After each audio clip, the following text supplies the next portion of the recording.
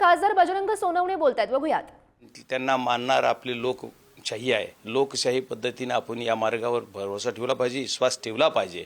आणि हा वाल्मिक कराड जो पैसे गोळा करायचा, त्यांनी गोळा केलेले पैसे कुणाकुणाला किती देत होता हे तर नक्कीच असेल, त्याच्याबद्दल मला शंका नाही आहे. पण त्यांनी स्वतःच्या सुद्धा प्रॉपर्ट्या एका पत्नीच्या नावावर, दुसऱ्या पत्नीच्या नावावर, आणखी किती कुणाकुणाच्या नावावर केलेल्या आहेत. असं तुमच्या सर्वांच्या मीडियाच्या माध्यमातून मी बघितलं की जवळ 2000 कोटीची प्रॉपर्टी त्याची इंडियामध्ये झाली. आणि एवढंच नाही तर इंडियाच्या बाहेर सुद्धा आहे का काय याचा सुद्धा आणखी काही यंत्रणेला तपास करायचा आहे. म्हणजे ही सगळी माया त्यांनी स्वतःसाठी सुद्धा खर्च केली. याच्या स्वतःच्या अकाउंटून किती लोकांना पैसे जात होते, कोण्या पक्षाचे कोण कोण कार्यकर्ते होते, कोण्या पक्षाचे कोण कोण नेते होते, कोण पब्लिक म्हणून होतं, कोण गुंडाराज करणारे लोक होते, या सर्वांचा याच्यात सामील झाले पाहिजेत. आणि यांना सुद्धा कायद्याच्या चौकटीमध्ये त्यांना शिक्षा झाली पाहिजे. सर, वाल्मिक कराडच्या प्रॉपर्टीवरती बुलडोजर चालायला पाहिजे, कारण बाकी सगळ्या ठिकाणी बुलडोजर चालतो.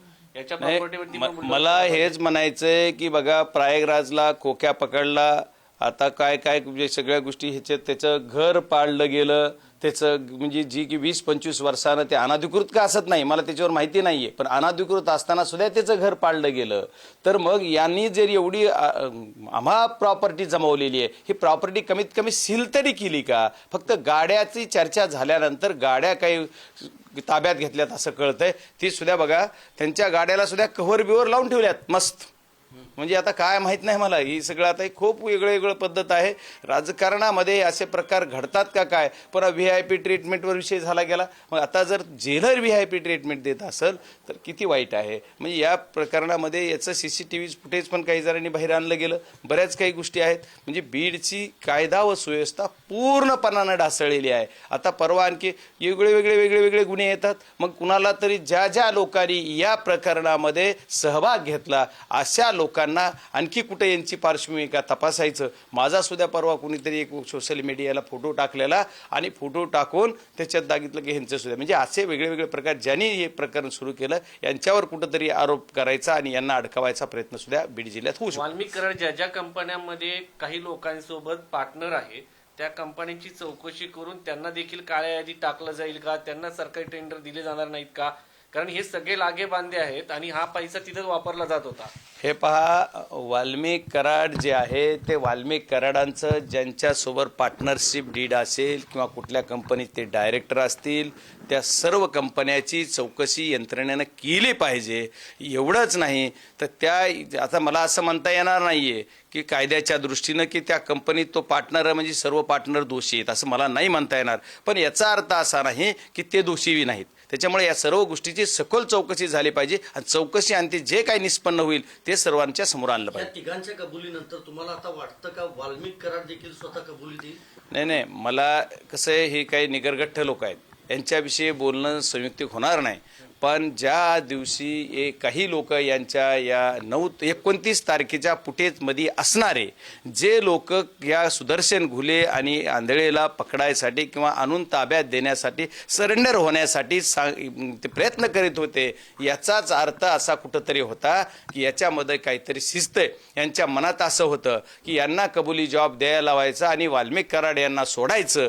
पण कायदा खूप म्हणजे कायद्याचे हात लांब असतात आणि आमचा सर्वांचा पब्लिकचा रेटा, गावकऱ्यांची मागणी, कुटुंबाचा संयम या सर्व आणि कायदा आणि कधीतरी नियतीला जे मान्य असते ते होतं. त्याच्यामुळे नियत काय करते तर नियतीनं जे घडवलंय तेच बघणं आपल्याला कारणीभूत ठरलंय आणि नियतीनं यांच्यावर डाव साधलाय. आता दुसऱ्या कुणाचा नाही, कारण यांचे कर्म यांना फळले. कारण बऱ्याच जणांचे कुटुंब उद्ध्वस्त झालेत. असे बीड जिल्ह्यामध्ये हजारो कुटुंब आहेत जे बेघर झालेत, जे विधवा व्हावं लागलंय, ज्यांना यांच्या मागे हे बरेच काही. कारण परवाच मागच्या अधिवेशनामध्ये, याच अधिवेशनामध्ये आता संपलं तिथलं की मुख्यमंत्र्यांनी स्वतः खुद दस्तूर मुख्यमंत्र्यांनी दिला की 276 गुन्हे ज्यांची की नोंद झालेली आहे असे म्हणजे मर्डर्स किंवा बॉडी सापडलेल्या बीड जिल्ह्यात मागील 5 वर्षात. बघा कुठे आमचा बीड जिल्हा. सर, अवधा एनर्जीच्या प्रकल्पाचा जो ऑफिस बॉय आहे त्याचं एकदम स्पेसिफिक एक जे स्टेटमेंट आहे खास करून सुदर्शन गुळे यांनी सांगितलेलं ते म्हणजे मी वाल्मिक कराडचा माणूस आहे, कंपनी सुरू ठेवायचं असेल तर 2 कोटी रुपये खंडणी द्या, नाहीतर कंपनी बंद करा. हे त्यांच्या साथीदारांनी सांगितलं, पहिली गोष्ट. आणि दुसरी गोष्ट यालाच जोडून असं आहे की त्यांनी अजून वेगवेगळ्या म्हणजे त्यांनी लिटरली धमकी दिली की सरपंच जिवंत राहायचं आहे तर असं करा, नाहीतर बघा तुम्हाला मारून नाही, टाकू. हे प्रकरण फक्त घडल्याच्या नंतर पहिल्यांदा मी मीडिया समोर बोलून उघडकीस केलं. असे एवढे अनेक प्रकार आहेत, अनेक घटना आहेत. महादेव मुंडेंचं प्रकरण आहे की त्या आंधळेंचं मागच्या एक प्रकरण आहे ज्याच्यामध्ये हे 307चे आरोपी होते.